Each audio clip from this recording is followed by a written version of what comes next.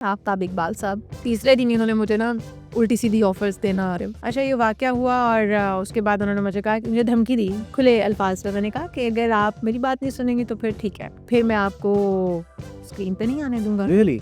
मैंने कहा okay sir.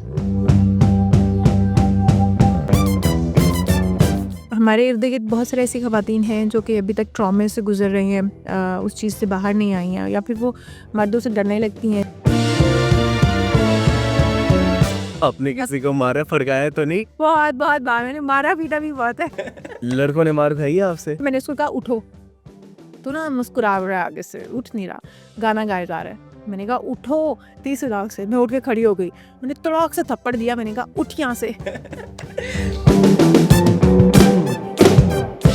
Field में जब आई, फील्ड में क्या कभी इस तरीके से कोई लड़ाई वगैरह हुई? फील्ड में आप कैसी हैं? मैंने बड़े बड़े लोगों के साथ काम किया है और हाथ नहीं डालना ना इस लड़की को। और ये खुद मुंह फट भी बहुत है, बदतमीज भी बहुत है। 10 जगह पे बताएगी वो अलग बताएगी, मुंह तोड़ के यहाँ पर। तो चेहरे भी मार देते हैं।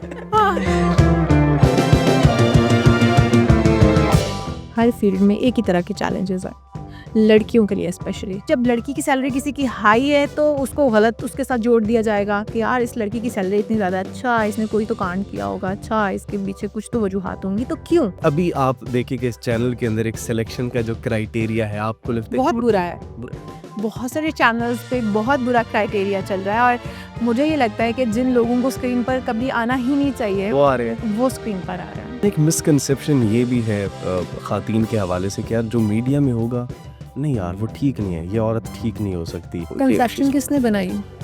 पब्लिक, अवाम, मर्दों ने। डायरेक्टली कहें मर्दों ने। तो जब आप औरत को इज्जत देना सीख जाएंगे ना तो आपको कोई भी शोबे में खड़ी लड़की या औरत गलत नहीं लगेगी, क्योंकि आपने इज्जत देनी है। यही मर्द इज्जतें उतारते फिर रहे हैं औरतों की, और फिर यही उनके बारे में कंसेप्शन बनाते हैं कि भाई औरत गंदी है, ये औरत ख़राब है। आप इस फील्ड में काफ़ी देर से हैं, मीडिया में आपने मुख्तलिफ चैनल्स भी स्विच किए। खातून को और क्या मसले मसाइल होते हैं इसके अलावा? जेलसी बहुत ज़्यादा होती है। अच्छा, फीमेल एंकर्स आपस में जेलस भी होती हैं? बहुत ज़्यादा। सांप तो नहीं मिले जिंदगी में? सांपों से तो पाला नहीं पड़ा। बहुत ज़्यादा मिले हैं सांप तो आपको हर जगह पर मिल जाते हैं। आप जिनको दूध पिला रहे होते हो ना, समटाइम वही आपको डस रहे होते हैं। कभी दिल टूटा है, किसी ने दिल तोड़ा है? कोर्स टूटा। कितनी मरतबा टूटे? बहुत बार दिल नहीं टूटा मेरा, एक बार ही दिल टूटा, और वो भी इतना बुरी तरह से टूटा कि मेरे जो हल्का बाब है वो जानते हैं कि मैं बहुत रोई भी थी। आपने बताया आप बट हैं, खाने पीने की तो शौकीन होंगी आप। Of course. देसी या फिर फास्ट फूड? नहीं, देसी। मैं कभी भी फास्ट फूड लवर नहीं रही। यूनिवर्सिटी में ऐसे प्रपोजल्स तो बड़े आए होंगे आपको। शादी पता नहीं क्यों पसंद नहीं थी, थोड़ा सा लड़का टाइप वो थी शुरू से, टॉम बॉय टाइप। तो शादी ऐसे मुझे शादी का कोई शौक नहीं, तो प्रपोजल आते भी तो मैं उसको हंसी मजाक अस्सलाम वालेकुम। आइए का बात कर रहे हैं।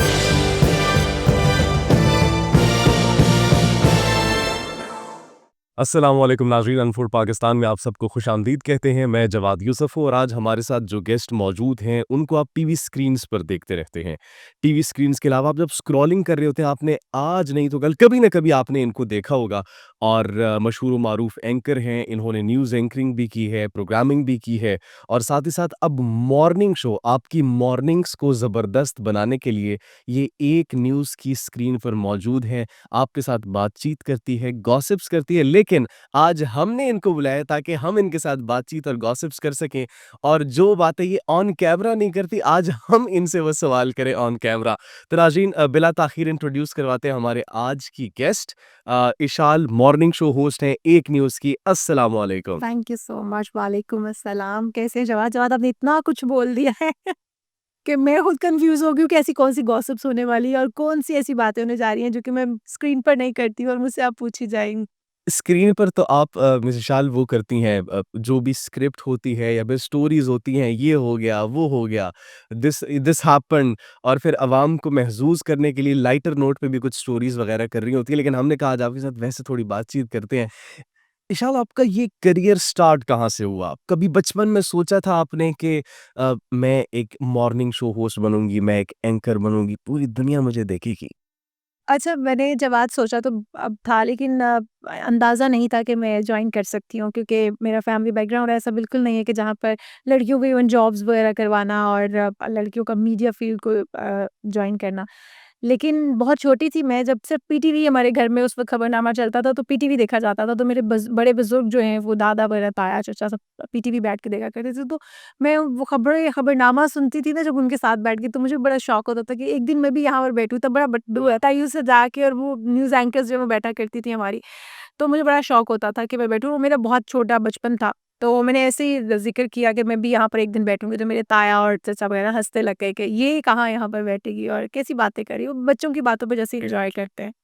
बस फिर अपना एजुकेशन का सफ़र जारी था, और कुछ फ्रेंड्स उसके अंदर ऐसे बन गए, जैसे आप मैस कॉम के भी लोगों के साथ इंटरैक्ट कर रहे होते हो, और मेरी बिल्कुल फ़ील्ड ही ये नहीं थी, मैं बीकॉम की स्टूडेंट। अच्छा। और उनके साथ बस दोस्तियाँ इतनी गहरी थी, और जब वो चार्म और वो चीज़ें बताते थे ना कि यार हम ये करेंगे फ़ील्ड में, हम ये करेंगे।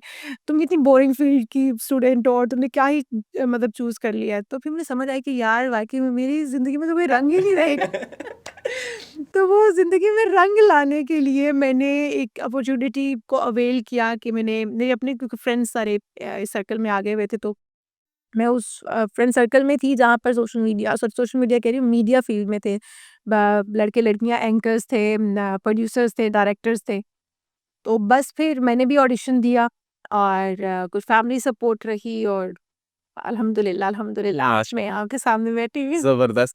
अच्छा, स्कूलिंग कहाँ से की? बैकग्राउंड कहाँ से? कौन से इलाके के? लाहौर से ही हैं? जी, लाहौर से हूँ, लेकिन मेरी स्कूलिंग जो है वो मैंने रावलपिंडी सामबाद से की है। कुछ इस तरह की कंडीशन बन गई कि हमें वहाँ पर मूव मुझे करना पड़ा, और मैंने अपनी स्कूलिंग वहाँ से की। और उसके बाद कुछ टाइम के लिए मैं अपने ननिहाल चली गई, और अपने ननिहाल से अपना कुछ कॉलेज का अरसा मैंने गुज़ारा। उसके बाद फिर मैं लाहौर आ गई, और मैंने अपनी फर्दर जो एजुकेशन थी वो मैंने लाहौर स्कूल में कैसी थी? नटखट थी, शरारती थी, बैक बेंचर या फ्रंट बेंचर? नहीं, मैं फ्रंट बेंचर थी, लेकिन बहुत एडवेंचरस थी। मुझे फ्रंट सब बेंच नहीं, फ्रंट बेंचर्स एडवेंचरस। बहुत मैं बहुत शैतान और शरारती किस्म की थी, और सबसे आगे टीचर्स मुझे खुद आगे बिठाते थे कि पीछे बैठेगी तो शरारत। शरारतें ज़्यादा करेगी। आप वो स्टूडेंट तो नहीं जो कि फ्रंट बेंच पे टीचर्स के भी फेवरेट होते थे, लेकिन हरकतें सारी बैक बेंचर्स वाली? अरे टीचर्स की तो मैं फेवरेट होती थी, कुछ फैमिली की वजह से, और उनके साथ बड़े अच्छे लिंक्स थे टीचर्स के, इसलिए। और स्टूडेंट में कोई बहुत खास नहीं थी, मतलब एवरेज स्टूडेंट थी, वैसी को कि मैं बड़ी क्लास की स्टूडेंट थी नहीं, मैं बड़ी एवरेज स्टूडेंट थी। लेकिन शरारती क्योंकि बहुत ज़्यादा करती थी, तो फिर टीचर को ये होता था कि अगर ये पीछे बैठेगी तो ये कुछ ना कुछ ऐसा करती रहेगी, तो सामने बिठाने का उनका मकसद ये होता था कि ये नज़रों में रहनी चाहिए। तो इसके बावजूद मेरी शरारतें वैसी होती थी। कोई एक शरारत बताएँ, कभी टीचर्स को तंग किया हो, कभी क्लास बंक की हो या फिर अपने दोस्तों के साथ मिल के टीचर को भगा दिया हो? अच्छा, बहुत सारे ऐसे वाक़यात हुए जो कि मेरी ज़िंदगी के क्योंकि लाइक शरारती बच्चा जो होता है वो आपको पता है वो बंक भी करता है, वो इस तरह की शरारतें करता रहता है। तो मैं स्कूल बंक मेरे फूफो के बेटा जो था वो मुझे मेरे बड़े भाई वो मुझे छोड़ने के लिए जाया करता, वो दुनिया में नहीं है, अल्लाह पाक उन्हें जन्नत में जगह अता फरमाए, तो वो मुझे छोड़ने के लिए जाते थे स्कूल। तो जब उन्होंने स्कूल गाड़ी से मैंने उतर जाना, और गेट से उन्होंने महसूस करना कि ये अंदर चली गई है, तो उन्होंने गाड़ी वापस मोड़ लेनी, और मैंने वहाँ से निकलना, और मेरी एक फ्रेंड थी मेरी उसकी तरफ चले जाना। और क्योंकि वो इस्लामाबाद रावलपिंडी का एरिया, कुछ रावलपिंडी में बेसिकली वो एरिया इस तरह का था कि बड़ा क्लोज था, स्कूल बीचों बीच था इमारतों के और आबादी के, तो मुझे ज़्यादा मुश्किल नहीं लगता था उसकी तरफ जाना, तो मैं उसकी तरफ चली जाती थी। और फिर जब स्कूल ऑफ होने का टाइम होता तो वहाँ से निकलती तो वापस गेट के पास चली जाती पास आ जाती थी। तो क्योंकि उस वक़्त बच्चे निकल रहे होते थे, तो क्राउड ही होता था, तो पता नहीं चलता था कि ये तो स्कूल से बाहर निकले कि नहीं। वो 2 से 3 दिन के बाद मेरे घर पे कंप्लेंट चली गई, और उसके बाद फिर जो मुझे वो नमक मिर्चों वाला मुझे उससे नमक मिर्च पीसते हैं, उस डंडे के साथ मुझे वो धुलाई मेरी हुई कि स्कूल बंक करती है, ये सब पढ़ने को दिल नहीं करता, और इस तरह की चीज़ें। ये तो कौन सी क्लास में थी आप? मैं 5th क्लास में थी। 5th क्लास में माशाल्लाह आपका ज़हन इतना तेज़ कि आप क्लास बंक कर क्लास में भी पढ़ने का, अब ये सोचिए कि पढ़ने का दिल उस वक़्त भी नहीं करता था। 5th क्लास में भी मैं ऐसी थी, तो फिर मेरी मार वगैरह खाई, फिर मुझे थोड़ा-सा समझ आया, और मुझे मेरे भाई वगैरह उन्होंने सबने कहा कि इस तरह की हरकतें करोगी तो पिटती रहोगी। घ घर वालों ने फिर ज़्यादा डाँटा? डाँटा क्या, मारा, मगर तो पुप्पो मेरी के हाथे में चढ़ गई, और पुप्पो मारना भी नहीं चाह रही थी और मेरी इस्लाह करना चाह रही थी, और पुप्पो ना मार नहीं रही थी, वो उस डंडे के साथ मुझे यूँ-यूँ करके मेरी बॉडी को जैसे कोई स्क्रू ढीला हुआ है वो टाइट कर रही है। तो बस पुप्पो ने मुझे थोड़ा-सा ऐसा डराया कि उसके बाद फिर मैंने सोचा कि ये नहीं करना। हाँ, स्कूल जाऊँगी, और स्कूल जाके इतनी शरारतें किया करूँगी कि टीचर मुझे क्लास से बाहर बाहर निकाल देगा। अच्छा, ये प्रेशर तो नहीं करते थे, प्रेशराइज़ तो नहीं करते थे? आजकल के पेरेंट्स जिस तरह कहते हैं कि फर्स्ट पोज़ीशन ही लेनी है, मार्क्स लेने हैं तो बस ये टॉप अगर पे लेने हैं। नहीं, कभी ऐसा नहीं हुआ और मेरे ख्याल में अगर ऐसा होता तो शायद मैं थोड़ा सीरियस ले लेती स्टडीज़ को और अच्छे मार्क्स लिया करती। बट मैं एवरेज स्टूडेंट रही और एवरेज मार्क्स लेती थी और मेरे घर वालों का ये होता था, अच्छा ठीक है, पास हो जाती है, ये बहुत। बहुत है। तो कभी ऐसे प्रेशराइज़ नहीं किया। यूनिवर्सिटी लाइफ कैसी थी आपकी? बहुत मज़े की थी, बहुत चिल किया हम लोगों ने, तो मैंने जो स्पेशली अपने कॉलेज यूनिवर्सिटी दोनों को बहुत एन्जॉय किया।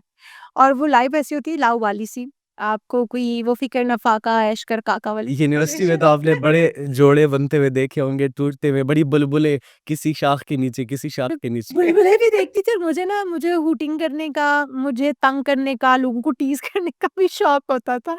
और जहाँ पर कोई कपल बैठा देखती थी और वहाँ पर पहुँच जाती थी और वहाँ पर फिर मैं तंग करना, उन्हें छेड़ना। तो लोग जो है ना वो इस तरह से थे लड़के-लड़कियाँ कि वो कहते थे कि टीचर की नज़र पड़ जाए बच जाओगे, इसकी नज़र पड़ी तुम बचोगे। बचोगे नहीं। तो कपल्स को तंग करते ग्रुप के साथ जाकर तंग करते थे ग्रुप क्या? के साथ भी जाके और अकेले भी उनके पीछे बैठ जाना जाके और बातें करते रहना, हाय इस तरह से मतलब आपने क्या बताया। यूनिवर्सिटी में वैसे प्रपोज़ल्स तो बड़े आए होंगे आपको। हाँ, प्रपोज़ल्स आए लेकिन शादी के लिए कभी मैंने सोचा ही नहीं था। अच्छा मेरी एक जो काम मेरे कभी प्रायोरिटी लिस्ट पे नहीं रहा था वो था शादी। क्योंकि मुझे शादी पता नहीं क्यों पसंद नहीं थी, मैं थोड़ा-सा लड़का टाइप वो थी शुरू से टॉम बॉय टाइप, तो शादी एज़ सच मुझे शादी का कोई शौक नहीं था। तो प्रपोज़ल आते भी तो मैं उसको हँसी-मज़ाक में अस्सलाम वालेकुम। क्या ये क्या बात कर रहे हैं? उन्हें भगा देती थी। हाँ, मतलब शादी के लिए भाई सीरियस नहीं थे। लड़ाई वगैरह तो नहीं हुई यूनिवर्सिटी में किसी के साथ? बहुत बार हुई है लड़ाई, तो मैंने एक बार तो मैंने अपने टीचर को क्लास से निकलने पे मजबूर कर दिया। वाक़ई में? वाक़ई में मेरे मोहसिन नकवी कह दिया, मोहसिन सब थे हमारे टीचर और अकाउंटिंग हमें पढ़ाते थे, तो वो ही हेड भी थे डिपार्टमेंट के, तो वो एक दिन मेरी कंप्लेन उनके पास चली गई। वो टीचर थे हमारे इस्लामियात के, तो वो लड़कियों को ना जिसकी बात आप करते कि हरास करना और वो बाकायदा किया करते थे। अब बॉयज़ और गर्ल्स की कंबाइंड क्लास होती थी और जो इस्लामियात की क्लासेस कुछ ऐसी होती थी जिसमें लड़कियों के मसाइल डिस्कस किए जाते थे, तो वो सेपरेट क्लासें अरेंज की जाती थी। जो लड़कियों को अलग से पढ़ाया जाएगा उस क्लास में और लड़कों को अलग से पढ़ाया जाएगा। अच्छा वो जब कंबाइंड क्लास होती थी तो वो लड़कियों को स्पेशली ना, जब लड़के पहले लड़कों को कहा जाता था क्लास से खत्म होने के बाद ना, क्लास से पहले वो निकलेंगे, उसके बाद लड़कियों को कहा जाता था कि वो जाएँगी। तो जब लड़कियाँ जाने लगती थी ना तो एंड पे क्योंकि लड़कियाँ होती तो जो एक आधी लड़की बच जाना उसको उन्होंने कहना स्पेशली शेर सुना के और कहना मेरी फीलिंग्स को समझें और इस तरह से ना बातें करनी। तो मैं उनसे ना बड़ी, क्योंकि मैं टॉम बॉय थी, मेरे अंदर का मुंडा जाग जाता मैंने कहा आपने लगी इसको मैं नहीं छोड़ूँगी। तो मैं सोचती होती थी यार कि ये क्या बंदा है ना, अगर ये उस्ताद है इसको उस्ताद बन के रहना चाहिए, तो ये क्या करता है। अब मैं सोच रही थी कि मैं क्या कर सकती हूँ इसके लिए, तो एक दिन मौका ऐसा आ गया कि वो जानबूझ के उन्होंने किया। उन्होंने हमारी क्लास चल रही है और हमारी क्लास में टॉपिक आ गया लड़कियों के मसाइल के ऊपर, तो उन्होंने डिस्कशन शुरू कर दी उसके ऊपर और बड़ा इन डिटेल, मतलब आप जो कि आपको अगर ऐसी कोई क्लास है तो पहले तो आपको अलग से अरेंज करनी चाहिए थी लड़कियों के लिए, और अगर नहीं आप कर सके अरेंज तो फिर आप इतना बारीकी में मत जाएँ, इतना डीपली मत जाएँ। तो उन्होंने लड़कियों के मसाइल डिस्कस करना शुरू कर दिया। अब लड़के हूटिंग कर रहे थे क्योंकि आपको पता है यूनिवर्सिटी लेवल पे क्या होता है। अब वो लड़के पीछे हूटिंग कर रहे थे। तो मैंने सर को कमेंट किया, सर इनफ, मतलब समझ आ गई है हमें, नेक्स्ट पे चलें। तो वो मुझे कहते हैं कि आपको मसला हो रहा है? मैंने कहा जी सर मुझे ही नहीं सबको हो रहा है, तो आप प्लीज़ मतलब हो गया लेसन ये। ये तो उन्होंने तो कहा कि सब बोले फिर। नहीं। तो मुझे कहते हैं कि अगर आपको मसला हो रहा है तो आप क्लास से बाहर चली जाएँ। मैंने कहा सॉरी मैं क्यों जाऊँगी क्लास से बाहर? अच्छा वो इस बात पे अड़ गए कि जी मैं क्लास छोड़ के चला जाऊँगा अगर ये बच्ची उठ के ना गई तो। अब जो हमारे क्लास के बड़े स्टूडेंट थे लाइक फाइक, वो भी मुझे कहते हैं यार प्लीज़ रुबाब, मैं उसका नाम लूँगी, ये मेरी बड़ी क्लोज़ फ्रेंड भी थी, कहती यार इशाल प्लीज़ कल क्लास से चली जाओ ना, तुम्हारी वजह से इशू हमें पढ़ने हम मतलब सर के पास कंप्लेंट चली जाएगी या प्रिंसिपल के पास कंप्लेंट चली जाएगी। मैंने कहा यार मेरी बात सुनो, मैं तो बिल्कुल नहीं जाऊँगी, अगर इनको जाना है तो ये क्लास से जा सकते हैं, बल्कि इन्हें ही जाना चाहिए। अच्छा जी, वो मैं एहतजाजन क्लास से चले गए और जाके उन्होंने डायरेक्टली मेरी कंप्लेन कर दी। अब वो कंप्लेन हुई तो मुझे बुला लिया क्या? मैंने जाने से पहले क्लास से पूछा देखो मेरी बात सुनो, वो गलत कर रहे थे और वो सब लड़कियों को हरास करते हैं, तो आप लोगों को मेरे साथ खड़ा होना चाहिए। और मैंने लड़कों से पूछा कि देखें आप लोग जो भी हूटिंग कर रहे थे, आप लोगों का वैसे तो बनता नहीं है, लेकिन जो सर कर रहे थे क्या वो ठीक था? अगर तुम लोग यहाँ पे बहनें या तुम लोगों की अपनी अजीज बैठी होती तो क्या तुम लोग ये टॉपिक डिस्कस होने देते या ऐसा तुम लोगों को पसंद आता? तो उन्होंने कहा बिल्कुल नहीं, हम तुम्हारे साथ हैं। मैंने कहा ओके। और पॉलिटिक्स तो एग्जैक्टली टूटने वाली है। आपने आपने पहले ही सब बच्चों को अपनी तरफ कर लिया जे शिकायत आई तो तुसी मेरे कोल खड़े रहने एग्जैक्टली अब मुझे बुलाया गया, अब मुझसे पूछा गया कि क्या हुआ था और आपने ऐसा क्यों कहा अपने टीचर को कि आप जाएं, मैंने फीसें पे की नहीं है, मैं यहीं बैठूंगी। तो उन्होंने कहा कि बिल्कुल मैंने कहा ऐसा हुआ है और उसके पास उसकी वजह मेरे पास बहुत सारी है, मैंने क्यों किया है, मेरे पास बहुत सारी रीज़न्स हैं। उन्होंने कहा जी बताएँ, कोई एक रीज़न बताएँ। मैंने कहा पहले तो ये बच्चों के साथ इस तरह की लूज़ टॉक करते हैं, बच्चों को हरास करने की कोशिश करते हैं और फिर इस तरह का टॉपिक आप मुझे बताएँ, जब अलग क्लासेस अरेंज होती हैं तो फिर इन्होंने कंबाइंड क्लास में क्यों डिस्कस किया? आप लड़के वोटिंग कर रहे थे और वो क्लास खत्म होने के बाद भी उन्होंने ये जारी रखना था, तो इस तरह का मामला नहीं होना चाहिए। उन्होंने कहा बिल्कुल ठीक है। उन्होंने कहा स्टूडेंट मैंने कहा उन्होंने कहा जो आपने ये इल्ज़ाम लगाया है कि इस तरह की बच्चियों के साथ गुफ्तगू करते हैं क्लास से निकलते वक़्त, वो उसका मैंने बताया नहीं। मैंने कहा जी आप स्टूडेंट से पूछ लें बुला के। अच्छा उन्होंने स्टूडेंट्स को बुलाया, स्टूडेंट ने मेरी हाँ में हाँ मिला दी। मैंने जी बिल्कुल ये हुआ है और वो जेन्युइन था और काफ़ी टाइम से चल रहा था ना। बीकॉम का फर्स्ट ईयर हम लोगों ने ये चीज़ बर्दाश्त की, उसके बाद बीकॉम के सेकंड ईयर के दौरान भी यही कुछ होता रहा। तो वो ज़ाहिर है उनको बच्चे भी इस चीज़ से कुछ लड़कियाँ तो अफ़ेक्ट ही थी इस चीज़ की जो कि बर्दाश्त कर रही थी। तो उन्होंने कहा जी, जी, बिल्कुल।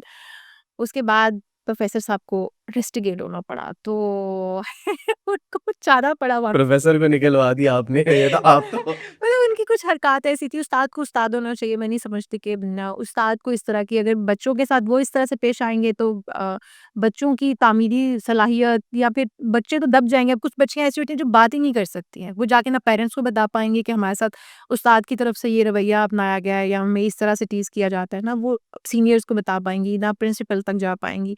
तो मुझे लगता है कि ये उस्ताद को उस्ताद रहना चाहिए। एग्जैक्टली आजकल स्कूल कॉलेज या यूनिवर्सिटी में भी अगर ऐसा खुदा ना खास्ता कोई इंसिडेंट होता है फीमेल्स को हरासा करने की वो बेचारी चुप बैठ जाती हैं या फिर वो अ, मैं कहता हूँ कि वो उनको इतना इमोशनल डैमेज मिलता है और वो पूरी जिंदगी फिर उस प्रेशर को और उस अजियत से बाहर नहीं निकल पाती ऐसा ही है, बिल्कुल सही कह रहे हैं आप। और हमारे इर्द-गिर्द बहुत सारी ऐसी ख़वातीन हैं जो कि अभी तक ट्रॉमे से गुज़र रही हैं, उस चीज़ से बाहर नहीं आई हैं या फिर वो मर्दों से डरने लगती हैं। क्या क्या करना क्या चाहिए? जिस तरह आपने भी बताया ना कि आपने स्टेप लिया, तो ऐसी फिर अगर किसी के साथ होता है यूनिवर्सिटी में, स्कूल में, कॉलेज में क्या हाँ, अब हर भी शाल तो नहीं बन सकता, लेकिन फिर भी उन्हें ऑन अ लाइटर नोट अगर फीमेल्स को ये सब कुछ बर्दाश्त करना पड़े, तो वो इससे कैसे निकल सकते हैं, इसको कैसे कोप कर सकते हैं? अच्छा, वो कैसे कर सकती हैं इसके लिए किरदार आता है उनके पेरेंट्स का, उनकी फैमिली का। अपनी बच्चियों को इतना स्ट्रॉन्ग बनाएँ, इतना बोल्ड और ब्लंट बनाएँ कि उन्हें पता हो कि उनकी तरफ उठने वाली निगाह कैसी है, उनकी तरफ उठने वाली उँगली कैसी है और उसको तोड़ना कैसे है। आप ज़रूरी नहीं है कि आप हाथापाई शुरू कर दें और उसकी उँगली तोड़ें या उसकी आँखें बाहर निकाल दें। आपने किसी को मारा, फड़काया तो नहीं? बहुत बार मैंने मारा-पीटा भी बहुत है। मेरी तो कंप्लेंट्स आया करती थी घर पे भी। तो इसलिए मेरा तो है ट्रैक रिकॉर्ड ऐसा है कि बहुत सारे वाक़यात मेरे फ्रेंड्स जानते हैं जो मुझे बड़े अच्छे से जो मेरे साथ काम भी कर चुके हैं, वो भी मेरी फैमिली बड़े अच्छे से जानती है। लड़कों ने मार खाई है आपसे? लड़कों ने मेरे से मार खाई है, लड़कों ने बाकायदा रोड पर मैंने ज़लील किया उनको अच्छा। कि और बड़ा ट्रिकली वो मैं आपको बाद में बता रही हूँ। तो मुझे ये लगता है कि पेरेंट्स को अपनी बेटियों को इतना स्ट्रॉन्ग बनाना चाहिए। उनको मेंटली स्ट्रॉन्ग बनाएँ और उनको इतनी हिम्मत और ताकत दें, उन्हें सपोर्ट दें कि बेटा कुछ भी हो जाए, कुछ भी करके आ जाओगी, हम तुम्हारे पीछे खड़े हैं। जब आप बच्ची को ये कॉन्फिडेंस देंगे ना, तो उसके बाद वो कभी मार नहीं खाएगी। उसके बाद कभी उस किसी और की हिम्मत नहीं होगी कि उसकी तरफ मैली आँख से देखे, या फिर उसके साथ गलत साथ करने गलत की करे एग्ज़ैक्ट या फिर उसकी तरफ उँगली भी उठाए। वाह! मारने की आप बात कर रही थी, किन-किन को मारा और क्यों मारा आपने? अच्छा एक बार तो मैं घर पे ही थोड़ा-सा हमारा आपस में लड़ाई झगड़े हो गए, मैं बहस करके तो नाराज़ होके तो मैं गाड़ी लेके निकली, पार्क में जाके बैठ गई। और बहन-भाइयों में, माँ-बाप में समटाइम हो जाता है कि ये बच्चे की फ़ेवर कर रहे हैं, दूसरे बच्चे को डाँट दिया आपने तो तब भी ये हो जाता है। मियाँ-बीवी आपस में लड़ पड़ते हैं तो फिर माँ-बाप, बहन-भाई क्यों नहीं? तो वो मैं नाराज़ होके तो गाड़ी लेके निकली और जाके सीधी रेस कोर्स पार्क पे बैठ गई। और मैं रेस कोर्स पार्क में बैठी हुई और एक लड़का आता है और आके ना बेंच पे मैं बैठी हुई हूँ तो मेरे बेंच के ना साइड पे आके बैठ जाता है। अब मैं ऑलरेडी किस स्पीड ऑफ मूविंग के साथ बैठी हुई हूँ तो मैं तो गुस्से से भरी पड़ी हूँ। आगे पास बैठा है तो मैंने एकदम उसको यूँ देखा है पलट के तो वो बड़ा मुतमिन होके साथ बैठा है और साथ-साथ गुनगुना भी रहा है। मैं उठ के खड़ी हो गई हूँ। नहीं पहले मैं बैठी हुई मैंने उसको कहा उठो। तो ना मुस्कुरा रहा है आगे से, उठ नहीं रहा, गाना गाए जा रहा है। मैंने कहा उठो तेज़ तड़ाक से, मैं उठ के खड़ी हो गई। मैंने तड़ाक से थप्पड़ दिया, मैंने कहा उठ यहाँ से। अच्छा उसने वो उठा और उसने दौड़ लगा दी। या आपने बच्चे को डरा दिया है, मर्ज़ी है आपकी इस वो सीन ऐसा था कि सामने वो साइकिल पे ना राउंड लगाता है, जो सिक्योरिटी गार्ड होता है ना, वो साइकिल पे रेस कोर्स पार्क के अंदर, डिफरेंट पार्क्स के अंदर ऐसा ही होता होगा, वो राउंड लगाते रहते हैं। वो दूर से उसने देखा, वो साइकिल उसने वहीं पे छोड़ी है, वो दौड़ता-दौड़ता आ रहा है, कहता है, "बेटा कुछ हुआ है?" मैंने कहा, "जो हुआ था मैंने सेटल कर लिया अंकल, कोई बात नहीं, मैम जाएँ।" घर वालों का गुस्सा आपने उस बच्चे पे निकाल दिए मिस। तो वो सिक्योरिटी गार्ड अंकल देख रहे होंगे, वो बच्चा दौड़ता हुआ लड़का जा रहा है। तो अगर वो आप पार्क में बैठे हुए हैं, कहीं पर भी बैठे हुए हैं, आपकी ज़िंदगी में 100 मसाइल हो सकते हैं। आप कहीं पर भी अपने ज़िंदगी को पुरसुकून करने के लिए, अपने आप को काम डाउन करने के लिए अगर आप बैठे हुए हैं, तो कोई भी आएगा और आगे आपको मज़ीद अज़ियत वैसे दे वैसे से उस बेचारे का कसूर तो कोई नहीं था, गुनगुना रहा था बेचारा। मुझे लगता है ये कसूर नहीं है कि आप किसी अकेली लड़की को बैठे हुए आके जो तंग करना शुरू नहीं, कर नहीं, तंग तो उसने नहीं किया, बेचारा गुनगुना ही रहा था, वो पता नहीं किस मूड में होगा। वो बेचारा खुद शायद एस्केप तलाश कर रहा होगा, उसने कहा प्यारी लड़की है, चले मैं इससे बात कर लेता हूँ। सही कह रहे हो आप। अब फील्ड में जब आई, फील्ड में क्या कभी इस तरीके से कोई लड़ाई वगैरह हुई? फील्ड में आप कैसी हैं? फील्ड कोऑपरेटिव हैं में या फिर नहीं, जो अगर चीज़ गलत है वो गलत है? जो चीज़ गलत है वो गलत है। मैं कंप्रोमाइज़ करना मैंने नहीं सीखा और मुझे ये लगता है कि कोई भी फ़ील्ड हो, आप डॉक्टर हैं, इंजीनियर हैं, आप टीचर हैं, व्हाटएवर, आप मीडिया फ़ील्ड से हैं, आपको कंप्रोमाइज़ नहीं करना, आपको झुकना नहीं और आपको दबना नहीं है। दुनिया की कोई ताकत आपको हिला नहीं सकती है, जो आपकी किस्मत में लिखा है, जब आपका यकीन, अकीदा ये है ना कि जो मेरी किस्मत में लिखा है वो मुझे मिल कर नहीं रहना है, वो तरक्की है, कामयाबी है, रुपया है, पैसा है, तो फिर वो आपको मिल के रहना है। फिर आपको ना झुकना है, ना दबना है, ना कंप्रोमाइज़ करना है। मैंने बड़े-बड़े लोगों के साथ काम किया है और पीजे मीर साहब से मेरा उनके इदारे से उनका इदारा तो नहीं था, दिन्यू से मेरा आगाज़ हुआ। बहुत सारी हर्डल्स, बहुत सारी परेशानियाँ मैंने वहाँ पर भी फ़ेस की, लेकिन उन्हें ये पता था कि यार बैकग्राउंड स्ट्रॉन्ग है, तो हाथ नहीं डालना ना इस लड़की को। और ये खुद मुँहफट भी बहुत है, बदतमीज़ भी बहुत है। 10 जगह पे बताएगी, वो अलग बताएगी, मुँह तोड़ के यहाँ पर तो हरकत से पेड़े कहती भी है। मार देती है। हाँ, तो उस वजह से भी ना कि एक साख बन जाती है ना आपकी। उसके बाद फिर मेरे आज उस्ताद कुछ दिन पहले एक न्यूज़ पर आए हुए थे, शाहनवाज़ राना साहब, पॉडकास्ट में आए हुए थे, वो मेरे उस्ताद रह चुके हैं, उन्होंने मुझे सिखाया। तो वो कहते थे ये दबंग है और मेरे जो प्रोफ़ेशनल फ्रेंड्स भी हैं या मेरे स्कूल, कॉलेज, यूनिवर्सिटी के दोस्त भी हैं, वो भी कहते थे कि हमने अपनी बच्चियों को स्पेशली ऐसा बनाना है। मैं नहीं कहती कि मेरे जैसा बनाओ, मैं उन्हें बस ये कहती हूँ मैं तो बहुत बदतमीज़ हूँ और बहुत ही अदना-सी चीज़ हूँ, उन्हें स्ट्रॉन्ग बनाएँ, उन्हें बाहिम्मत बनाएँ। फिर फ़ील्ड कोई भी हो, चैलेंजेस मेरे लिए भी बहुत सारे थे और मैं नाम कोट करना चाहूँगी, बड़ा ही मेरे लिए तो मोहतरम है आफ़ताब इकबाल साहब।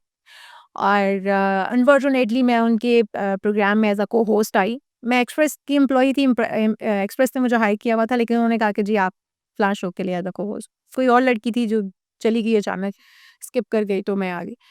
उन्होंने थर्ड डे जिसके साथ पूरी प्रमोशन हुई, जिस लड़की के साथ मैं थी वो जिसके साथ पूरे बिलबोर्ड्स लगे और सारी प्रमोशन चल रही थी। तीसरे दिन इन्होंने मुझे ना उल्टी-सीधी ऑफ़र्स देना आ रहे हो। मैंने कहा सर आप बहुत मोहब्बर हैं और मैं नहीं समझती कि आपको ये चीज़ें ज़ेब देती। आफ़ताब इकबाल का आफ़ताब आपको इकबाल ऑफ़र सॉरी। तो मैंने कहा सर आप बहुत मोहब्बर हैं, मैं तो आपके लिए एक छोटी-सी बच्ची हूँ, तो मुझे नहीं लगता कि आपको ये चीज़ें ज़ेब देती और मैं उस वक़्त बड़ी टीनेज में थी, मुझे नहीं लगता था कि यार किसी का भी किसी के ऊपर इतना हक है कि वो वहाँ पर काम करता है तो वो उसको खरीद लेगा। अच्छा ये वाक़या हुआ और उसके बाद उन्होंने मुझे कहा कि मुझे धमकी दी, खुले अल्फ़ाज़ में उन्होंने कहा कि अगर आप मेरी बात नहीं सुनेंगी तो फिर ठीक है। फिर मैं आपको स्क्रीन पे नहीं आने दूँगा। रियली? मैंने कहा okay sir, as you wish. अगर आप मुझे समझते मैं तो आपकी एम्प्लॉयी हूँ नहीं, मैं एक्सप्रेस की एम्प्लॉयी हूँ और अगर आपको लगता है कि आपको मुझे स्क्रीन पर आने से रोकना चाहिए तो आप कर सकते हैं। मैं इसमें कुछ भी नहीं करूँगी, मैं कुछ बोलूँगी भी नहीं, आप बिल्कुल कर जाएँ। और उन्होंने जेनुइनली वही किया। आज भी वो सारे गवाह हैं, नासिर चन्योटी थे, आगा माजिद थे, आसिफ था हमारा प्रोड्यूसर और ये सारे नाम जिनके साथ मैंने रूबी अनम और इन मतलब क्योंकि ये कॉमेडियंस उस शो का हिस्सा थे। तो ये सब जानते थे कि इशाल वो वाहिद बंदी है जिसने शट अप कॉल दिया और इसने कहा कि बस, ये लिमिट्स हैं आपकी और आप यहाँ तक रहेंगे। मैं शो की एम्प्लॉयी ज़रूर हूँ इदारे की, लेकिन मैं कोई आपने खरीदा हुआ नहीं है। अच्छा ख़ैर मैंने उनको घर से शिकार हुए हुए जाके तलोर, तीतर पता नहीं क्या कुछ दिया आफ्ताब साहब को। सर ये देखिए मैं तो बट हूँ, खाने खिलाने वाली तो नहीं हूँ। अच्छा आप भी बट हैं। हमारे पास माशाल्लाह फरवा वहीद आई थी, वो भी बट थी। आप भी खाने खिलाने का तो बहुत शौक होगा हाँ, आपको। बहुत। तो मैंने वो आज़माया उन पर भी। ख़ैर उन्होंने मुझे 3 दिन के बाद शो से हटा दिया और फिर लेकिन आपने कंप्लेन नहीं की उनकी उस पर? मैंने उनकी कंप्लेन की। मैंने बाकायदा मेरे अपने ही जो मेरे टीम के लोग थे उन्होंने मुझे कहा कि आप कंप्लेन करो, आप ईमेल करो। मैंने ईमेल की एचआर को और वो एचआर की जो मेरी ईमेल गई वो सुल्तान लखानी साहब के साथ डिस्कस हुई और सुल्तान लखानी साहब ने कहा क्योंकि आफ्ताब इकबाल हमें बिज़नेस दे रहा है तो हम उसको निकाल तो नहीं सकते हैं। लेकिन इशाल ने जो हिम्मत की है और जो उसने दिखाया है कि भई मैं शट कॉल देना जानती हूँ, वो सर आँखों पर है और वो इदारे से नहीं जा सकती है। वाह! कि अगर आताब इकबाल को इशाल से कोई मसला है तो वो को-होस्ट अपनी बदल सकता है, लेकिन इशाल क्योंकि इदारे ने उसे हायर किया हुआ है तो वो उसे साइड पे नहीं कर सकता। वाह! बस सो मैंने वहाँ पर उसके बाद भी कितना टाइम मज़ीद गुज़ारा, लेकिन मैं शो से हटा दी गई। कोई बात नहीं, एक आपका रास्ता बंद हुआ, मज़ीद तो खुल गए। मज़ीद कुछ लेकिन ये जो आपने स्टेप लिया दैट इज़ रियली ग्रेट मतलब किसी में इतनी हिम्मत और हौसला नहीं होता कि इतने बड़े और लेवल आज पे भी हम कोई ताबिक बस सब इस चीज़ को एडमायर करते हैं और इस चीज़ को एक्नॉलेज करते हैं कि यार ये बड़ी बंदी जब बड़ी दबंग बंदी है। फिर उनको मैंने एक दफ़ा कॉल की तंग करने के लिए तो तब वो ख़ैर वो मामला कुछ और तरफ चला जाएगा, वो बड़ा ही कंट्रोवर्शियल था उनका सीन भी। तो उनको उस चीज़ की मुबारकबाद देने के लिए मैंने कॉल की तो फ़ोन बंद करके फ़ौरन। तो अच्छे इंसान है, मैं कहती हूँ कि अगर कोई ज़िंदगी से सीखता है अपनी गलतियों से तो वो बड़ा इंसान वो है। तो उन्हें भी सीखना चाहिए। अब इस उम्र के इस हिस्से में आकर अगर वो नहीं सीखेंगे तो फिर कभी नहीं सीख पाएँगे। उनकी 2 बेटियाँ हैं माशाल्लाह से। अब तो मेरे ख़्याल में बेटा भी है उनके पास, 1 या 2 बेटे हैं। तो अब ज़िंदगी में उन्हें बहुत कुछ सीखने को मिला होगा। फीमेल्स को इस फील्ड में जिस तरह आपने बताया क्या-क्या मसाइल दरपेश हो सकते हैं हिरासा करने के अलावा? आप जिस तरह आपने बताया ये तो एक आपकी एग्ज़ाम्पल थी। क्या वाक़ई में वो जो एक परसेप्शन बनी हुई है कि फीमेल्स को इस फील्ड में हिरासा किया जाता है, अगर वो बात नहीं मानेगी तो वो स्क्रीन पर नहीं आ सकती फिर? तो जवाद कौन-सी फ़ील्ड में हरासा नहीं किया जाता? डॉक्टर्स नहीं होते क्या? वहाँ पर उनकी शिफ्टें नहीं लगाई जाती इस तरह से? डॉक्टर्स को तंग नहीं किया जाता क्या? या इंजीनियर्स या प्रोफ़ेसर्स, टीचर्स क्या नर्सिंग स्टाफ या डिफरेंट शोबों में क्या आपको लगता है कि उनको तंग नहीं किया जाता? हर फ़ील्ड में एक ही तरह के चैलेंजेज़ हैं, लड़कियों के लिए स्पेशली। तो मैं ये समझती हूँ कि हमें लड़कियों को लड़कों के बराबर समझना होगा, फिर चैलेंजेस खत्म होंगे। ये सिर्फ़ हमारी फ़ील्ड का मसला नहीं है। आप सैलरीज़ देख लें, हम लोग ये सोचते हैं कि फ़लाँ क्योंकि लड़का है तो उसकी सैलरी ज़्यादा होनी चाहिए, फ़लाँ लड़की हालाँकि अब तो वो चीज़ मुझे कम मिलती है, अब लड़कियाँ लड़कों से ज़्यादा सैलरीज़ ले रही हैं। बट फिर भी कहीं न कहीं ये मसाइल हैं कि वो लड़की है इसलिए उसकी सैलरी कम होगी, ये लड़का है उसकी सैलरी ज़्यादा होगी, डिफरेंट शोबों के अंदर। लेकिन वो तो इसके ऊपर भी डिपेंड करता है ना कि अगर मेरी एक्सपर्टीज़ ज़्यादा है या फिर अगर मैं मीडिया की स्पेसिफिकली बात करूं, अगर मेरी व्यूवरशिप ज़्यादा है, लोग मुझे ज़्यादा देख रहे हैं और मैं उतनी टीआरपी जनरेट कर सकता हूं, तो फिर मेरा सैलरी स्लैब ऑब्वियसली हाई होगा। अगर किसी और की इतनी व्यूवरशिप नहीं है, वो अभी आ रहा है, तो उसकी तो फिर ज़ाहिर सी बात है कम ही बनती है। ये अब सिर्फ स्पेसिफिकली बात कर रहे हैं हमारी फ़ील्ड की, हम्म, ठीक है? अगर कोई न्यूज़ में आया है तो न्यूज़ में मेरे ख़्याल में ना तो रेटिंग, ना टीआरपी, ना ही कुछ और चीज़ें होती हैं। उसमें तो सिर्फ़ आपने स्क्रीन पे बैठ के न्यूज़ पढ़नी है। न्यूज़ एंकर्स जी, न्यूज़ एंकर्स और न्यूज़ चाहे वो डेस्क पे बैठी हुई लड़कियाँ या लड़के हैं या फिर वो ऑन स्क्रीन जाने वाले लड़के या लड़कियाँ हैं। तो आप ये देखें कि उनकी दोनों की मेरे ख़्याल में लड़कियाँ ज़्यादा स्क्रीन पर देखी जा रही होंगी उस वक़्त, बिल्कुल ठीक है? बट इसके बावजूद लड़कों की सैलरी हाइली पेड होंगी या लड़कियों की सैलरियाँ कम होंगी, ऐसा क्यों है? अच्छा, फिर जब लड़की की सैलरी किसी की हाई है तो उसको गलत उसके साथ जोड़ दिया जाएगा कि यार इस लड़की की सैलरी इतनी ज़्यादा, अच्छा इसने कोई तो कांड किया होगा, अच्छा इसके पीछे कुछ तो वजूहात होंगी। तो क्यों?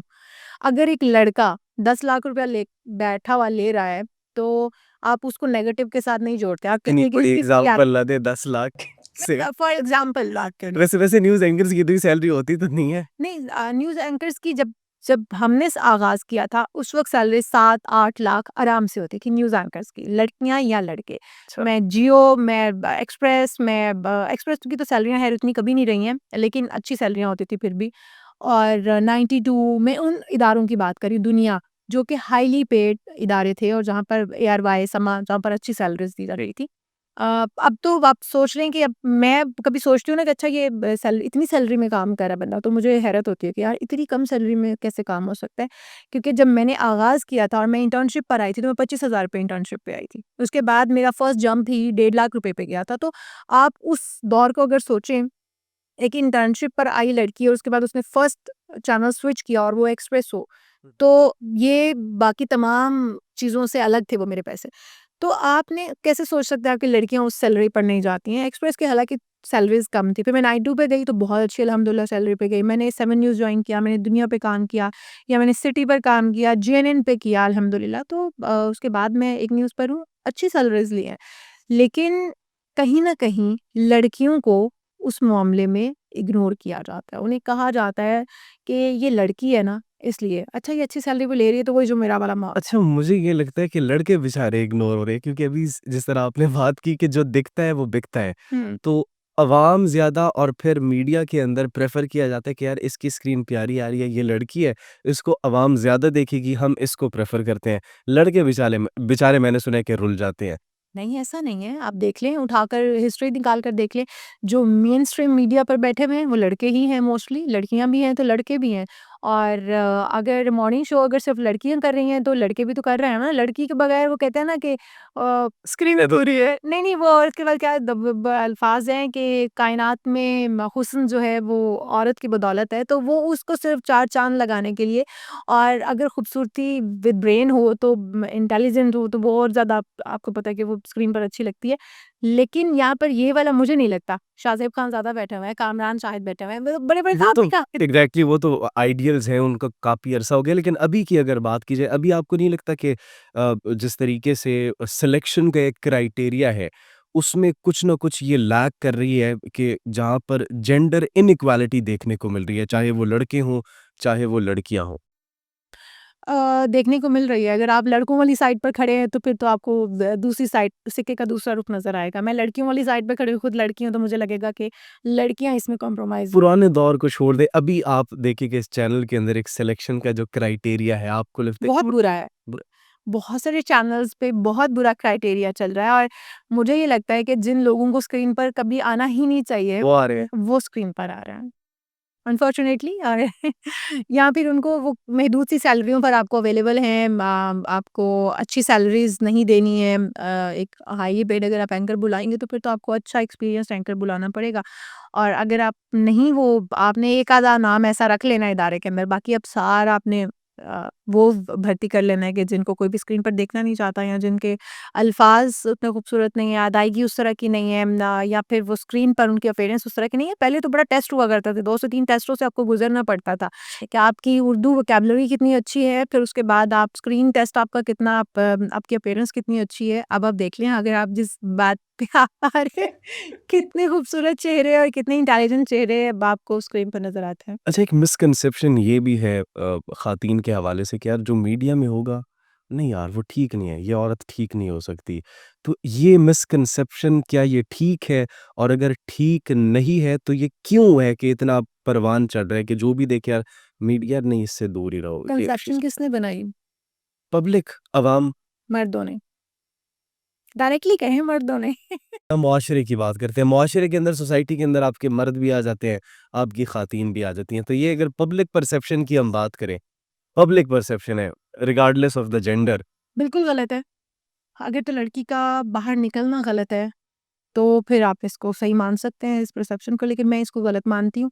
उसकी वजह ये है कि अगर कोई लड़की, कोई बहन, कोई बेटी घर से बाहर निकली है काम करने के लिए, चाहे वो मीडिया फ़ील्ड में काम कर रही है या किसी भी अदर फ़ील्ड में काम कर रही है, आपका किरदार होना चाहिए उसकी सपोर्ट में खड़े हो, उसको सपोर्ट करें। वो किसी की भी बहन-बेटी है, कल को आपने भी पैदा करनी है, आपकी भी बहन-बेटी आ सकती है उस मकाम पर।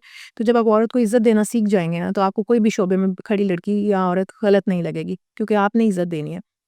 यही मर्द इज़्ज़तें उतारते फिर रहे हैं औरतों की और फिर यही उनके बारे में कंसेप्शन बनाते हैं कि भई ये औरत गंदी है, ये औरत ख़राब है। तो मेरे ख़्याल में मैं भी मेरे भाई हैं अल्हम्दुलिल्लाह, एक भरा पड़ा ख़ानदान है मेरा और मैं किसी की बीवी भी हूँ, मेरे बच्चे भी हैं। तो कोई ये कहे कि मीडिया की औरत ख़राब है, तो मेरे घर के जो इतने मर्द हैं ना, वो बताएँगे कि मीडिया की औरत ख़राब नहीं है। और मैं बाकी मर्दों की इसलिए मैं उनको ये कह रही हूँ कि मैं अपने मर्दों को ये कहती हूँ, मेरे घर के जो लोग हैं, जो हमारे अपने मर्द हज़रात हैं, मैं उनको ये कहती हूँ कि दूसरों की बेटियों को इज़्ज़त दो। वो चाहे मेरे बेटे हैं, चाहे मेरे शौहर हैं, मेरे भाई हैं। आप दूसरे की बेटी को इज़्ज़त दें और फिर देखें बदले में आपकी बेटी को इज़्ज़त मिलती है। वाह! ये तो आप जब देंगे ही नहीं तो फिर क्या आप वापस क्या हासिल करेंगे? क्या लेंगे? इज़्ज़त दोगे तो इज़्ज़त मिलेगी। एग्ज़ैक्टली। बड़ा एक ये सिंपल और बड़ा एक अच्छा फ़ॉर्मूला है। अच्छा अब आप इस फ़ील्ड में काफ़ी देर से हैं, मीडिया में आपने मुख्तलिफ़ चैनल्स भी स्विच किए। ख़वातीन को और क्या मसले-मसाइल होते हैं इसके अलावा? जेलसी बहुत ज़्यादा होती है। अच्छा फीमेल एंकर्स आपस में जेलस भी होती हैं? बहुत ज़्यादा सभी होते हैं, मेल भी होते होंगे, फीमेल भी होती है। मेल्स मुझे नहीं लगता इतना होते होंगे। नहीं होते हैं, मेल्स भी होते हैं? होते हैं। उसकी सैलरी ज़्यादा है, उसको प्रमोशन मिल गया, मुझे नहीं मिला, उसको शो मिल गया, मुझे नहीं मिला। तो ये तो सब में चलता है, लड़कियों में भी, लड़कों में भी। लेकिन जेलसी फैक्टर बहुत ज़्यादा है ख़वातीन के अंदर और इसी की वजह से लैक पुलिंग करती हैं ख़वातीन, एक-दूसरे की ही टाँग खींचने की कोशिश करती हैं। और मुझे मीडिया फ़ील्ड में जो सबसे ज़्यादा कमी महसूस हुई, वो चीज़ ये थी कि दोस्त आपके अच्छे बहुत कम होते हैं, स्पेशली फीमेल आपकी अच्छी दोस्त साबित नहीं होती हैं इस फ़ील्ड के अंदर। माइट बी दूसरी फ़ील्ड्स के अंदर होती हों, बट इस फ़ील्ड में आप किसी के साथ अच्छा करोगे और कुछ दिनों के बाद आप देखोगे, वही आपकी लेग पुलिंग करता हुआ नज़र आएगा। आपकी किसी के साथ लड़ाई हुई? कोलीग्स? बहुत बार लड़ाई हुई, not a time many time मेरी लड़ाई इसलिए होती थी कि अगर कोई गलत बात कर रहा है तो मुझसे गलत बात बर्दाश्त नहीं होगी, चाहे वो मेरे लिए कर रहा है चाहे किसी दूसरे के लिए कर रहा है, तो मैं वहाँ पर खुद ही कूद पड़ती हूँ। तो इसलिए मेरी लड़ाई हो जाती थी, लेकिन मुझे ये लगता है कि अब मुझे ऐसा लगता है कि मैंने जिन लोगों के लिए लड़ाई लड़ी मुझे उन लोगों के लिए भी नहीं लड़नी चाहिए थी, और मुझे अपने काम से काम रखना चाहिए था, अपनी ज़ात के लिए सिर्फ लड़ना चाहिए था। मेरी एक फ्रेंड है सोशल मीडिया के जो मीडिया से ही थी वो, और अब उन्होंने फील्ड छोड़ दी हुई है। उन्हें कुछ प्रॉब्लम्स होती थी ना, तो मैं दूसरी एंकर के साथ मैं खुद उसके लिए खड़ी हो जाती थी। मैं कहती थी उससे, "यार बोलती क्यों नहीं हो? बोला करो ना, वो तुम्हें कुछ भी बोल के चली जाती है और तुम बर्दाश्त करती हो।" तो कहती थी, "यार क्या मैं वो कीचड़ में पत्थर डालने वाली बात है, फेंकने वाली बात है, छींटे खुद पर भी उड़ेंगे, तो इसलिए मैं इग्नोर करना चाहती हूँ।" तो मैं कहती जब हद से ज़्यादा किसी को इग्नोर कर दो ना, तो वो फिर समझता है कि यार इसकी कमज़ोरी है। वो इग्नोर करने को, या आप समझ लें कि आप मसालती वो बन रहे हैं, या आप चाह रहे हैं कि अफ़हाम व तफ़हीम से या मुफ़ाहमत से बात हल हो जाए, वो नहीं चाहता। वो चाहता है कि हाँ, डंडा पकड़ें आप भी और मेरे सर में मारें। आपने कहा होगा छोड़ो मैं पत्थर नहीं मैं पूरी ईंट फेंकूँगी कीचड़ में। बिल्कुल ऐसे। ठीक। तो इसके अलावा डेली बेसिस पे मॉर्निंग शो आप करती हैं, थक नहीं जाती? नहीं। एक तो ये है कि मैं कमाने की गर्ज से कभी भी फ़ील्ड जॉइन ही नहीं की थी, इसलिए ना तो कॉम्प्रोमाइज़ करना पड़ा और ना ही इस बात की कभी टेंशन ली। तो वही चीज़ अभी तक है कि अगर थक जाऊँगी, या बुरा लगने लग जाएगा, या उठा नहीं जाएगा, या ये ड्यूटी नहीं की जाएगी, तो 1 मिनट लगाऊँगी, छोड़ दूँगी। तो इसमें तो मुश्किल बात ही नहीं है ना। वो जिसने अपने घर का चूल्हा चलाना है, बहुत सारी ख़वातीन ऐसी भी हैं जो कि अपने घर को अफ़ोर्ड करने के लिए, अपने पेरेंट्स का साथ देने के लिए, अपने पेरेंट्स का सहारा देने के लिए इस फ़ील्ड में आती हैं, और फिर उनका कमाना, निकलना बाहर मजबूरी बन जाती है। तो मैं तो वो हूँ जो शौकिया, वो कहते हैं शौकिया तकलीफ़ पाली हुई है, तो फिर ये तो एन्जॉय करने वाली तकलीफ़ है। देखिए मुझे सुबह-सुबह उठना अच्छा लगता है, और वैसे भी मैं देर तक सोने वाला बच्चा नहीं हूँ, कभी भी नहीं रही हूँ। अर्ली मॉर्निंग उठना, वॉक करना, हल्का-फुल्का जिम-शिम करना, और फिर उसके बाद उठ के आना, तैयार-श्यार होना, बनना-संवरना जो कि लड़की चाहती है, और उसके बाद अपना प्रोग्राम करना, तो मुझे तो अच्छा लगता है। और मॉर्निंग शो मैं इससे पहले भी करती रही हूँ 9 टू 2 के लिए, तो मुझे सबसे जो पसंदीदा मेरा काम था ना, वो मॉर्निंग शो ही था। न्यूज़ प्रोग्राम्स मैंने डिफरेंट प्लेटफ़ॉर्म्स पे किए और डिफरेंट चीज़ें की, बट मेरा फ़ेवरेट काम जो है ना, वो मॉर्निंग शो करना है। मॉर्निंग शो मतलब करते हुए एन्जॉय करती हैं? हाँ। क्योंकि मैं ना बिल्कुल संजीदा बन के बैठ नहीं सकती हूँ। मुझे बिल्कुल मुँह बना के बैठना पसंद नहीं है। मुझे हँसता-खेलता हुआ रहना बिल्कुल सीरियस हो के खबरें पढ़ रहे हो, प्रोग्राम कर रहे हैं। बहुत मुश्किल था। क्योंकि इतना टाइम न्यूज़ की है, तो बिल्कुल सीरियस रह के ही की है, ज़ाहिर है। तो मुझे लगा कि मैं ज़्यादा खुल के खेल सकती हूँ, ज़्यादा एन्जॉय करती हूँ मैं इसमें, क्योंकि सोशल इश्यूज़ होते हैं इसके अंदर, तो मैं ज़्यादा एन्जॉय करती हूँ सोशल इश्यूज़ पे बात करना। अभी तक अपनी पूरी लाइफ में क्या ऐसा काम किया है या फिर क्या ऐसा कोई एक इवेंट है या फिर आपने किसी के लिए स्टैंड लिया हो कि यार इशाल ने ये कमाल कर दिया है, मेरी ज़िंदगी का मकसद पूरा हो गया है? कोई ऐसा वाकया, कोई ऐसी बात, कोई ऐसा स्टेप जो आपने लिया हो? किसी दूसरे के लिए तो शायद इतना आप वो उस पे नहीं चले जाते, लेकिन मैं छोटी-छोटी बातों पे, छोटे-छोटे मामलात में अपने फ्रेंड्स के हमेशा बैक सपोर्ट पे रही हूँ कि मैं उनके पीछे हूँ। और मेरे दोस्त, आप कभी उनसे बात करके देखेंगे ना, लड़कियाँ या लड़के, तो वो ये कहेंगे कि जहाँ पर हमारे पेरेंट्स या फैमिली भी नहीं पहुँच पाएगी, वहाँ पर इशाल हमारे पीछे ज़रूर पहुँच जाएगी। तो अगले दिन ज़ौक कहीं पर कोड कर रहा, और वो मुझे किसी ने बताया, उसने कहा कि ज़ौक से हमने ऐसे ही पूछा कि यार कौन-सा ऐसा दोस्त है तुम समझते हो कि मुश्किल में तुम्हारे पीछे खड़ा हो जाएगा? तो कहता है मुझे, मेरे ज़हन में एक ही नाम आता है, मैंने उनसे डिस्कस किया, मैंने कहा यार इशाल। तो उन्होंने कहा क्यों इशाल क्यों? लड़की है, हो सकता है उस वक़्त ना पहुँचे। उन्होंने कहा नहीं, आधी रात भी होगी ना, तो वो अपने बंदे को भी उठा देगी, और खुद ही उठ के खड़ी होगी कि नहीं इस वक़्त उसे मसला है। तो मेरी आदत यही है। मैं अभी भी किसी दोस्त का कोई मसला हो जाए, तो मैं अपने मियाँ को 10 फ़ोन करके कहती हूँ कि उसका काम ये होना चाहिए। और वो मुझे कहते हैं यार इतना तो तुम अपने काम के लिए कभी मेरे पीछे नहीं पड़ी हो, जितना तुम किसी दोस्त का या किसी हल्का बात में किसी का काम हो तो तुम पीछे पड़ जाती हो। तो मुझे दूसरों के लिए हमेशा हेल्पिंग हैंड बनना अच्छा लगा है। उनकी मदद करना अच्छा लगता है। तो वो कोई भी मसला हो, किसी भी दोस्त का हो, मैं साथ खड़ी होती हूँ। दैट्स ग्रेट और मतलब चलें ये भी एक बहुत बड़ी नेमत है कि आप जैसा दोस्त उनके साथ मौजूद हो जो हर मुश्किल में, क्योंकि ज़ाहिर-सी बात है अब एक मुश्किल में ही एक दोस्त का पता चलता है कि वो उसके साथ खड़ा है या फिर नहीं खड़ा। ये बताइएगा कि ये सारी रूटीन आपने जो हमें बताई है, बड़ी हेक्टिक रूटीन लग रही है। कभी एस्केप का दिल करता है यार मैं सब छोड़ के पहाड़ों में चली जाऊँ, घूमने-फिरने चली जाऊँ या फिर टूर पे निकल जाऊँ? अच्छा, हमेशा लगता है और फिर मैं निकल भी जाती हूँ। मैं हमेशा साल में 1 बार अपनी चाहे कॉलेज यूनिवर्सिटी में थी या फिर उसके बाद मैंने फ़ील्ड जॉइन कर ली, मेरी शादी हो गई, सब मामला ज़िंदगी के चलते रहे, लेकिन मेरा निकलना, घूमना-फिरना ये कभी बंद नहीं हुआ। शुरू से लेकर अब school, college, college, university, university से प्रोफ़ेशन। अब तक, प्रोफ़ेशन तक और अपनी मैरिड लाइफ़ को भी साथ देखते हुए मैं हमेशा छुट्टी अप्लाई करती हूँ और निकल जाती हूँ, पाकिस्तान, पाकिस्तान से बाहर। और फैमिली ट्रिप एक आपका होना चाहिए, आप फ्रेश हो जाते हो और आप ज़िंदगी के बहुत सारे झमेलों से निकल के एकदम से आप ज़िंदगी को जब महसूस करते हो और एन्जॉय करते हो, तो फिर उसके बाद आपको ना दोबारा से आप चार्ज हो जाते हो, दोबारा अपनी जॉब पे, अपने काम पे आने के लिए या अपनी ज़िंदगी के बहुत सारे मामलात को देखने के लिए। तो मुझे ये लगता है कि आपका साल में 1 बार, हफ़्ता 10 दिन का ट्रिप लाज़मी होना चाहिए। अपने दोस्तों के साथ निकल जाइए, अपनी फैमिली के साथ निकल जाइए, कोई नहीं है आपके पास तो खुद अकेले निकल जाइए। कौन-सा यादगार ट्रिप है अब तक का? मेरे बहुत सारे यादगार ट्रिप हैं मोस्टली मेरे बच्चों के साथ होते हैं, मेरी फैमिली के साथ होते हैं, कुछ मेरे हस्बैंड के साथ हैं। लेकिन मैं हर ट्रिप को यादगार बनाती हूँ जब आती मेरा कोई एक नहीं है कि मैं कहूँ कि मैं हस्बैंड के साथ थी तो ज़्यादा यादगार था, बच्चों के साथ थी तो ज़्यादा यादगार था। मैं अपना हर ट्रिप खुद यादगार बनाती हूँ और हमेशा एन्जॉय करती हूँ। अच्छा, एक तो आपने एस्केप वो बता दिया, लाहौर में अभी अब आप जिस तरीके से जॉब कर रही हैं, यहाँ पर एस्केप के लिए कोई दोस्त वगैरह है आस-पास, कंपनी है? बिल्कुल हैं। 4 से 5 लोग हैं हम और जो ग्रुप भी है हमारा पुराना। अच्छा, दोस्त कौन से वफ़ादार हैं? स्कूल वाले, कॉलेज वाले, यूनिवर्सिटी वाले या प्रोफ़ेशन वाले? अच्छा स्कूल वाले क्योंकि मेरी स्कूलिंग रावलपिंडी सांबा से थी तो वो तो मेरे साथ अब भी हैं भी नहीं है अपनी-अपनी लाइफ़ में वो सारे बिज़ी हो चुके हैं। और जो मेरे कुछ ऐसे हैं फ्रेंड्स जो कि फैमिली सर्कल से भी थे क्योंकि मेरे साथ स्कूलिंग थी उनकी अपनी सराउंडिंग के थे, वो मेरे साथ अभी तक कॉन्टैक्ट में हैं। अदरवाइज़ मेरे जो कॉलेज के थे वो फ्रेंड्स और जो मेरे साथ मेरी जॉब के फ्रेंड्स, प्रोफ़ेशनल जो मेरी लाइफ़ के फ्रेंड्स हैं, वो। वो अभी तक मेरे साथ हैं और मुझे लगता है कि जब आप स्कूल कॉलेज तक होते हो ना, तो आपके वो फ्रेंड अगर लॉन्ग टर्म चलते हैं आपके साथ और फिर आपकी प्रोफ़ेशनल लाइफ़, मैरिड लाइफ़ में भी वो वही फ्रेंड्स चलते हैं, तो ज़्यादा अच्छा रहता है कि आपकी ज़िंदगी को आपको जानते होते हैं ना अच्छे से। एग्ज़ैक्टली। सांप तो नहीं मिले ज़िंदगी में, सांपों से तो पाला नहीं पड़ा। बहुत ज़्यादा मिले हैं, शाम तो आपको हर जगह पर मिल जाते हैं। आप जिनको दूध पिला रहे होते हो ना सम टाइम वही आपको डस रहे होते हैं। तो शाम तो आपको आपकी फैमिली के अंदर भी मिलते हैं, आपको अपने दोस्तों के अंदर भी मिलते हैं, आपको अपनी वर्क प्लेस के ऊपर। आइडेंटिफ़ाई कैसे करती हैं यार, नहीं ये ठीक नहीं है, फिर मेरे पीछे से काम खराब कर रहा है? अच्छा एक टाइम तक मैं उन लोगों को बहुत वो देती हूँ, कुशन देती हूँ कि अच्छा ठीक है, पता चल जाएगा। क्योंकि आप किसी के साथ अच्छा करते हो ना और वो उस अच्छाई को अगर हज़म नहीं कर पा रहा, तो कुछ ही टाइम में आपको पता चल जाता है।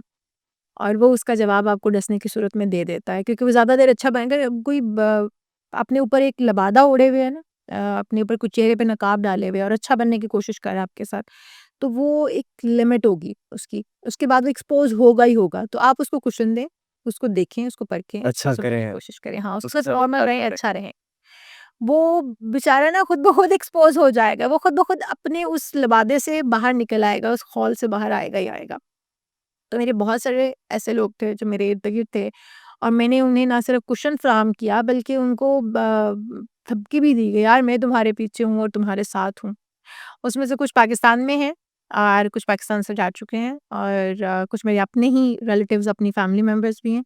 लेकिन उन्होंने मुझे सबक ज़रूर ज़िंदगी में दे दिया कि अपनी आँखें और कान जो है ना वो खुले रखने चाहिए और किसी के साथ अच्छाई करने का मतलब ये हरगिज़ नहीं है कि वो भी आपके साथ अच्छाई करेगा और आपको उसका बदला अच्छाई में देगा। सो ब कहा गया है ना कि अगर किसी के साथ अच्छाई करो तो फिर उसके शर से भी बचो। तो मैं वो अब शर से भी बचने वाली बात करती हूँ कि अगर किसी के साथ अच्छाई कर दी है ना, तो बस ठीक है यार, ये मैंने अल्लाह के लिए किया है कि मैंने अल्लाह को भी जवाबदेह होना है। कल को अगर मेरी हाथ में कुछ था, मेरे बस में कुछ था और मैं कुछ कर सकती थी, सो मैंने वो कर दिया। बाकी उससे बदले में मुझे क्या मिलना है, मैंने इसकी तवक्को रखनी छोड़ दी और बिल्कुल उसको मतलब भुला दिया कि बदले में मुझे कुछ नहीं चाहिए। वो अल्लाह है, वो मेरे मामला देख रहा है और मैं जवाब ये कहना चाहूँगी यहाँ पर ज़िंदगी में बहुत सारे फेजेज़ आते हैं, बहुत सारी चीज़ें होती हैं, बहुत सारी हर्डल्स आती हैं, बहुत सारे चैलेंजेस आपकी ज़िंदगी में आते हैं। बट आपका तवक्कल अगर अल्लाह पर इतना मज़बूत है, स्ट्रॉन्ग है, मैं आँखें बंद भी करूँ ना तो मुझे ये मेरे अंदर एक एहसास रचा बसा सा हुआ है कि वो अल्लाह है और वो मुझे किसी भी तकलीफ़ से, मुसीबत से, परेशानी से निकाल निकाल खड़ा लेगा। करेगा। वाह! और ये मेरी आज़माई हुई बात है कि वो रब ताला ने मुझे इस तरह से हर चीज़ से, किसी मुश्किल परेशानी से मुझे निकाला है कि जैसे और मैं इसीलिए मैं जब किसी से बात करती हूँ ना कि यार मैं तो पुरसुकून सुकून में हूँ यार, मैं तो हैप्पी हूँ, मैं खुश हूँ। तो लोग ना समझते हैं कि यार ये ड्रामा कर रही है। मैं कहती हूँ यार मैं वाक़ई में हूँ क्योंकि वो अल्लाह जो है ना, वो मुझे हील भी वही करता है, मुझे उसमें से निकालता भी वही है क्योंकि मेरा तवक्कल उस पर है। किसी बंदे पर आज तक मैंने तवक्कल नहीं किया, किसी बंदे पर नहीं। कभी दिल इवन मेरा अपना शौहर भी क्यों नहीं है, मैं तवक्कल करती हूँ सिर्फ़ रब पर करती हूँ। मैं कहती हूँ वो रब चाहेगा तो ये मेरे लिए मौहसिन का किरदार अदा करेगा और ये मेरे लिए मोहब्बत करने वाला शौहर तभी होगा जब वो रब चाहेगा। अदरवाइज़ मैं जितनी मर्ज़ी उसके लिए एफ़र्ट्स कर लूँ, उसे मोहब्बत दे लूँ, बदले में उस रब ने नहीं चाहना ना, तो उसने भी मेरे साथ मुनाफ़िक़त कर देनी है। वो अपना शौहर ही क्यों नहीं है, अपने माँ-बाप, बहन-भाई ही क्यों नहीं है।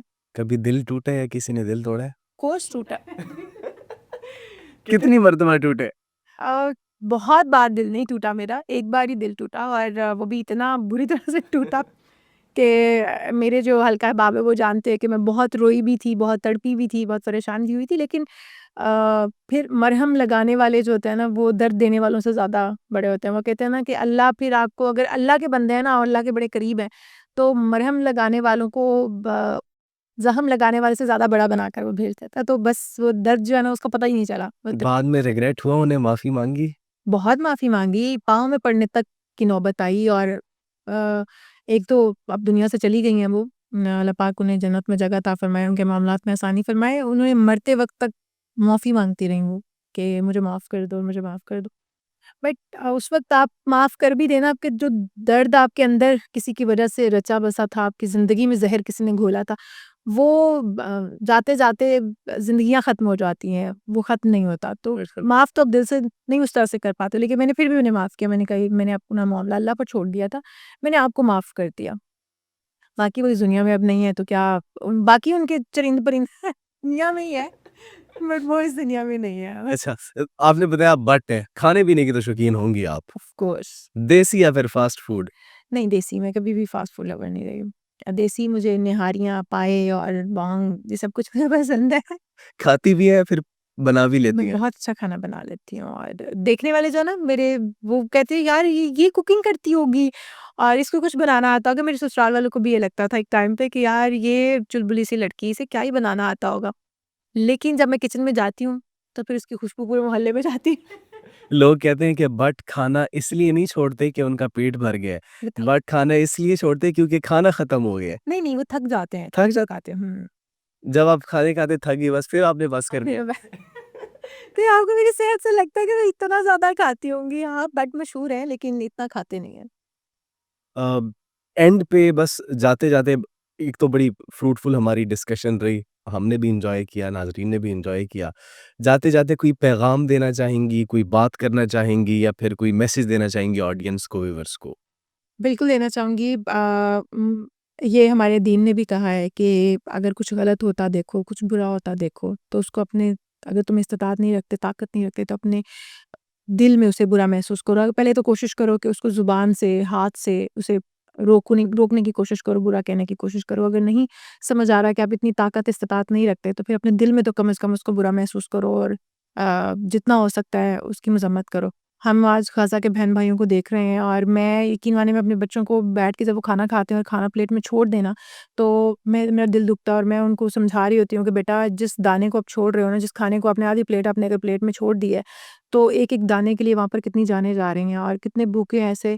जब मैं उन माँओं को देखती हूँ ना, तो मेरी अपने रोंगटे खड़े हो जाते हैं और मैं तड़प उठती हूँ उन बच्चों को कि अगर मेरे बच्चे किसी को एक दिन खाना ना मिलेगा या कोई 1 घंटा भूखा रह जाएगा और मैं अपने काम पर हूँ या कहीं काम से गई हुई हूँ और मुझे पीछे परेशानी लगी रहती है कि मेरे बच्चे हालाँकि खानसामा घर पे मौजूद है, मुलाज़िम मौजूद है, उन्हें खाने के लिए बना के जो कुछ उन्हें चाहिए होता है वो दे देते हैं। इसके बावजूद एक टेंशन लगी रहती है कि मेरे बच्चों ने कुछ खाया होगा कि नहीं। तो मैं जब उन बच्चों को देखती हूँ ना, तो मैं जब तड़प उठती हूँ। पता नहीं मैं कुछ कर नहीं सकती हूँ, लेकिन मैं ये सोचती हूँ कि हम उन चीज़ों का बायकॉट कर सकते हैं। कम से कम जिन मसनूआत से वो पैसा कमा के वो अपने असलाह खरीद के या उन बच्चों को रोंद रहे हैं, उन बच्चों को मार रहे हैं, उनको उनकी जानें ले रहे हैं, तो कम से कम हमें उनका बायकॉट कर देना चाहिए। मेरा मैसेज भी यही है। जितना आप इसमें कंट्रीब्यूट कर सकते हैं, वो करें। ना उन तक इमदाद पहुँच पा रही है, ना वो कुछ खा पी पा रहे हैं, खुले छत तले वो ज़िंदगी गुज़ारने पर मजबूर हैं। और बस मेरा मैसेज भी यही है, और इंसानियत अपने अंदर की जगाएँ, जो हमारी इंसानियत है ना, वही हैं हम।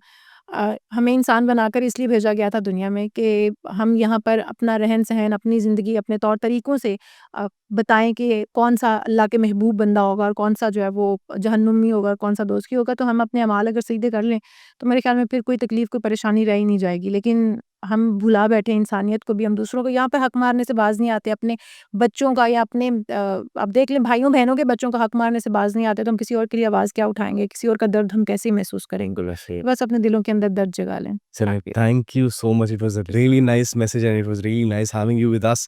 बड़ी अच्छी डिस्कशन थी, फ्रूटफुल डिस्कशन थी, हमें भी आपके बारे में थोड़ा पता लग गया और आवाम को भी वो जो एक देखते थे, ये हमारी इशाल जो है मॉर्निंग शो में हमारे लिए मज़े-मज़े की स्टोरीज़ रही हैं, उनके बैकग्राउंड का नहीं पता था, दैट वाज़ एक्चुअली नेसेसरी कि लोगों को बैकग्राउंड का भी पता चले, आपकी जर्नी का भी पता चले। Thank you so much once again. नाज़रीन, इसी के साथ मुझे अपने मेज़बान जवाद यूसुफ को दीजिए इजाज़त, अपना बहुत ख़्याल रखिएगा, अल्लाह निगहबान।